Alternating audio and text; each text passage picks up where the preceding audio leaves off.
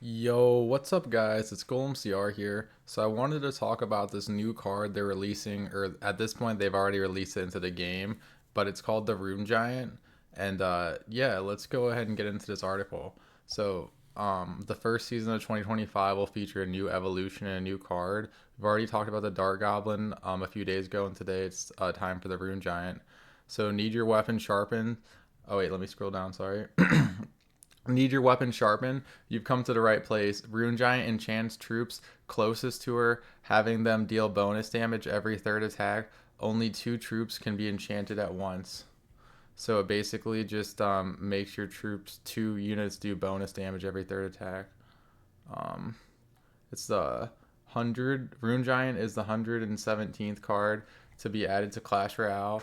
She is a 4 elixir card with epic rarity, and her card description says the following: Need your weapon sharpened? You've come to the right place. Rune Giant enchants troops closest to her, having them deal bonus damage every third attack. Only two troops can be enchanted at once. And then you can see here the Rune Giant stats. There goes the level 11, and there goes the level 15. So I don't need to say everything, but I'll let you guys look at it for a couple of seconds. But yeah, there's definitely a pretty big difference in levels. So always level up your cards if you can. Sadly, you kind of have to in this game. So Rune Giant is a ground troop that targets buildings, which places her in the win condition category. Main stats such as hit points and damage don't stand out, but her special ability makes her quite interesting. Her total hit points aren't as good as normal Giant, so she won't be such as an effective tank for your pushes, but she's comparable to other win conditions. Um, so you can kind of see the HP, I guess, like the Ice Golem, the Hog Rider, the Goblin Sign, the Rune Giant, the Giant, and the Golem. So I don't know if that. I don't know why it's kind of hard to read for me. Um, HP to Elixir, but honestly, it has busted HP. Like it just really does. Like I don't care what the stats say. Oh, I think it's trying to say like the only card that gets more HP for Elixir is the Giant, but it's weird because it's not factoring in the Golemites. Like I think I don't know. Interesting graph. And then the closest troop in the game to her is the Goblin Science Monster, which is very similar damage, HP, and excuse me, and movement seed. So you can see, here's the Rune Giant. It has 2,803 HP, and also does 120 damage, and it's really close to the Goblin Sign. And then you see the Hog Rider, nice, and Giant Golem. Um, Her DPS is really low, which means that reaching the tower of an opponent with this win condition won't be very rewarding. If you want to get value out of this troop, the ability will be a better place to look. Um, I guess like that's what it says in this article, but I feel like to get value out of a troop, like yes, the ability, but not just the DPS, but like the health, you can get a lot of the value out of the troop if you just put like an E drag or an Evo E drag, or if you have like support troops and your golem's about to die, and instead of all your support troops dying, like this is like the second tank, like it has so much HP. I feel like for 4 elixir. Um, so yeah, um, the card ability is the damage buff. The Rune Giant is able to buff the damage of two of your troops, but does so in a peculiar way. Every third attack gives your enchanted troops extra damage, and it gives 220 HP extra. And then the activation range, the damage buff enchantment basically follows these steps.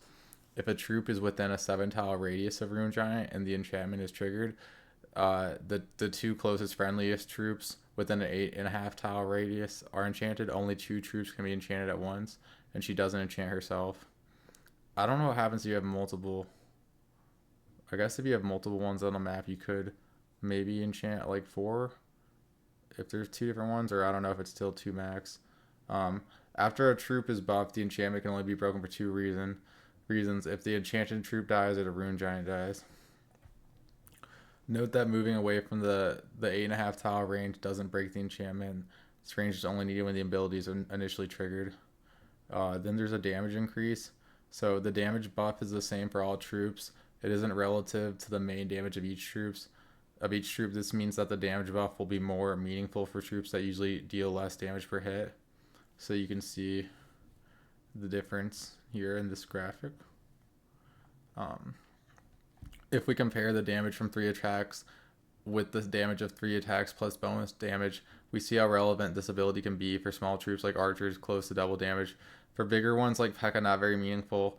Often his damage buff will be more effective with area damage attacks.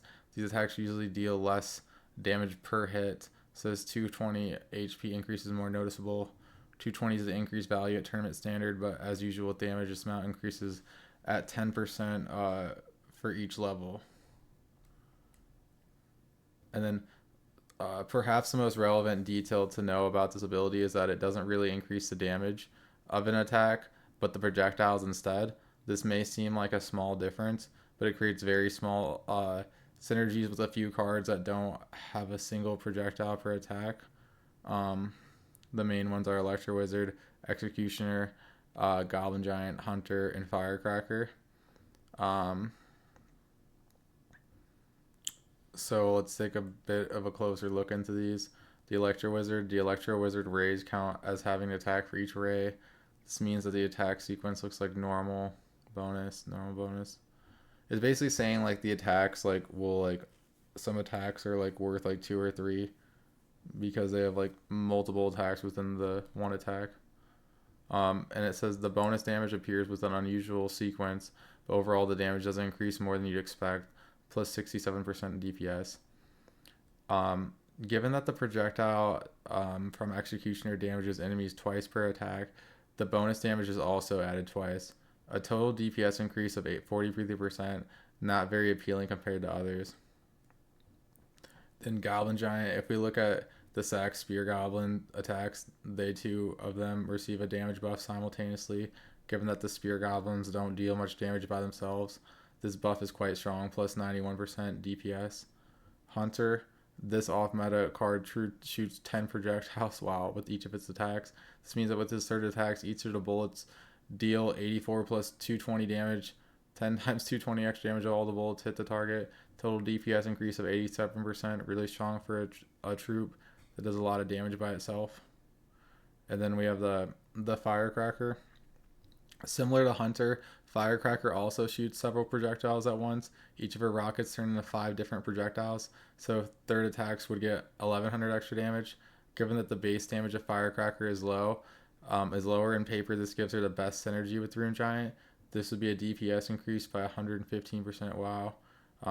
There's no bonus for AoE, so some troops can create area of effect damage, but the damage buff doesn't apply to these. Examples are Evo Valk, and Evo Firecrackers, Explosive Sparks. There's no bonus for buildings, so the damage buff doesn't apply to buildings either. This means it can't be used with offensive buildings like Expo or Mortar. Masteries. The Rune Giant will be released with 2 mastery task sets. Set 1, Tower Tapper. Hit enemy towers 360 times, get 20 Rune Giants. Hit enemy towers 1100 times, get 6,000 gold. Hit enemy towers 2,000 times, get 150 gems. Step 2, Punching Bag. Receive 3,500 hits, get 9,000 gold. Receive 10,000 hits, get 20 epic wild cards. Receive 17,500 hits, get 15,000 gold.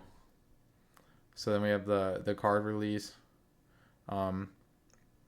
Rune Giant will be released on January 6th with the start of the new season. Players will be able to unlock it for free. As with recent release, it will be featured in a chained offer. It gives you the first Rune Giant card for free, and following steps that allow it to level up are locked behind, I don't even know what IAPs mean. And here's the pictures. Rune Giant's also going to have its own arena, which looks pretty cool. This looks like a cool arena to play in, honestly. So then lastly, it's like, are you guys excited about the new card? Which troops have the best synergy with her? Share your feedback. And that's the article. So I personally think it could still potentially have like synergy and Golem. I think people are going to definitely have to figure it out. It's definitely one of those cards that strikes me as going to take like a longer time to be solved than other cards. But I look at it as like another like tank, and like I could somewhat see like synergy with like healer, Golem, or just decks with like good support cards that just need like another like tank to throw in front every once in a while, or even like the Evo E drag. So, I mean, I know right now a lot of people are saying it's not very good, and because obviously it's out right now, but I think it's potentially OP. Just I still look at its stats, and I think it just gives so much health and just on top of that, being able to enchant units, like I feel like you gotta. It's like what you make of it, you know. So I'm excited to try out some new things and see where we can take the card. But yeah, I think Rune Giant's definitely more for the beatdown players. So this is all we got right now, beatdown. But Evo Dark Goblin, like always, is like way better than the beatdown card. But let me know what you guys think in the comments below, and like and subscribe for more content. Golemmcr out. Peace.